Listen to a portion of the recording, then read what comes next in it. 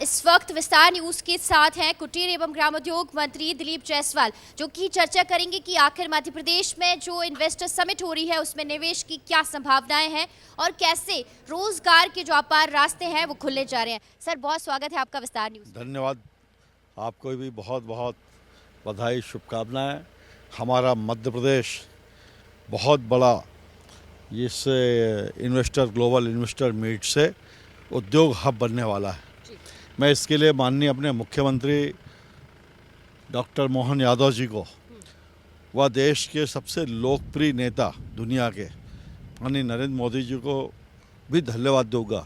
कि उन्होंने जो बजट में इस बार जो लाया है, खासतौर से छोटे उद्योगपतियों के लिए जो उन्होंने किया, बजट में प्रावधान किया है, इससे हमारे प्रदेश में बहुत सारे उद्योग आएंगे और उससे हमारे प्रदेश का भी जीडीपी बढ़ेगा और बेरोजगारों को रोजगार भी मिलेगा। इसके लिए मैं अपने माननीय मुख्यमंत्री जी ने जो प्रयास किया लगातार, आप देखेंगे संभाग वाइज उन्होंने इन्वेस्टर मीट की। आप शहडोल जैसे छोटा सा संभाग में, नर्मदापुरम जैसे छोटे से संभाग में कोई उम्मीद नहीं करता था कि यहाँ पर इन्वेस्टर मीट होगा, और वहाँ पर इन्वेस्टर मीट हुए और शहडोल जैसे संभाग में 32,000 करोड़ का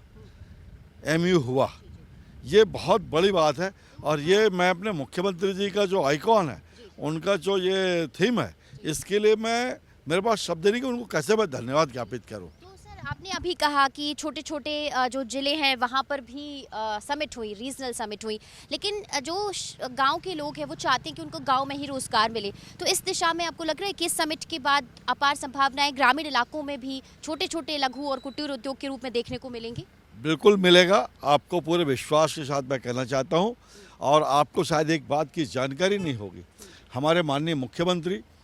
छोटे छोटे नगर में, जहां से मैं खुद रहता हूं, बिजुली एक छोटा सा कस्बा है 25-30 हज़ार की आबादी वाला, वहां से लगा हुआ 8-10 किलोमीटर आगे एक जलसार, बेनी बहरा पंचायत कहलाता, जलसार गाँव में, वहाँ पर उन्होंने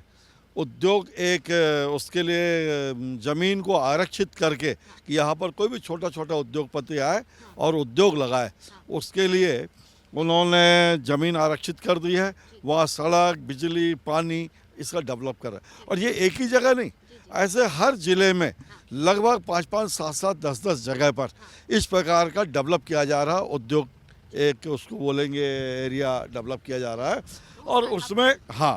उसमें छोटे छोटे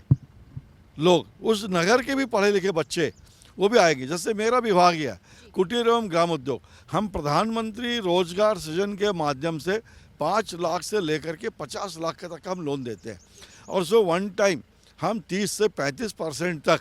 उसमें सब्सिडी भी देते हैं। और अभी जो मध्य प्रदेश सरकार, हमारे माननीय मोहन यादव जी ने नई उद्योग नीति लगा रहे हैं, उसमें बहुत से जो प्रावधान एनओसी का जो झंझट था उसको कम किया उन्होंने, 38 से घटा करके मात्र 10 में ले आए हैं,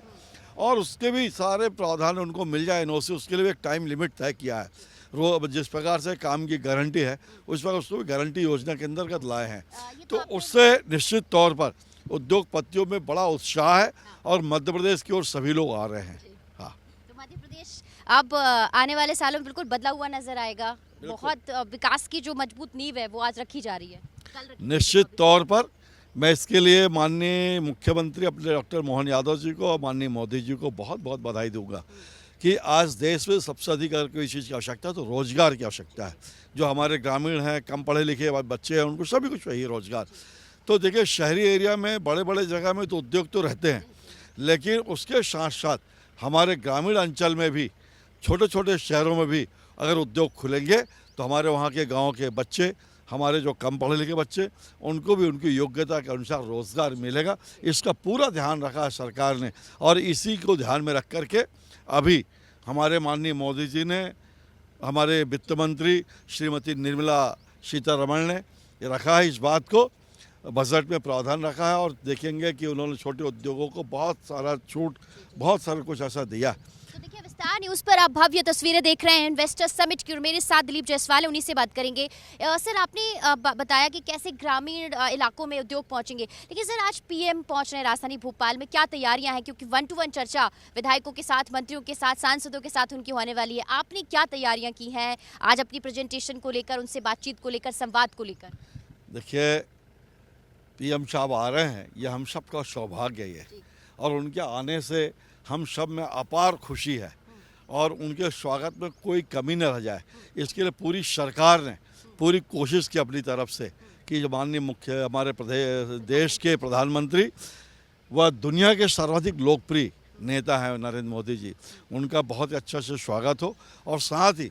देश की नहीं दुनिया के बड़े बड़े उद्योगपति भी आ रहे हैं, उनका भी अच्छा से स्वागत हो। क्या होगी सर, आप लोगों ने कुछ तैयारियां की हैं क्योंकि उड़ीसा में प्रयोग हुआ, महाराष्ट्र में प्रयोग हुआ, उसके बाद मध्य प्रदेश में प्रयोग है और सर ऐसे चर्चा करने का मौका अपनी मुखिया से बहुत कम मिलता है, लेकिन आप लोगों को आज वो इतना बड़ा दिन है जब आप लोग उनसे चर्चा करने जा रहे हैं, वो आपसे चर्चा करने जा रहे हैं। देखिए, चर्चा तो वो करेंगे, इसलिए हमारी अलग से हमको तो कोई प्रश्न पूछना नहीं उनसे,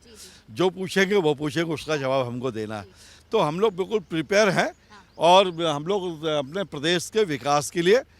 हम लोग लगातार काम करते हैं और जैसा भी उनका और भी मार्गदर्शन हमको मिलेगा, हम उनके मार्गदर्शन में आगे काम करेंगे। सर, उनका फोकस ये है कि आने वाले सालों के लिए विकास का खाका, रोड मैप क्या तैयार किया है, वो आपने तैयार किया हुआ है, आपका प्रेजेंटेशन तैयार है? निश्चित तौर पर मैंने अपने विधानसभा, अपने जिले, अपने संभाग का खाका पूरा तैयार है हमारा कि मेरा विधानसभा क्षेत्र को हमको किस दिशा में ले जाना है आने वाले 5 साल में और अपने विधानसभा के साथ साथ अपना जिला और अपना संभाग भी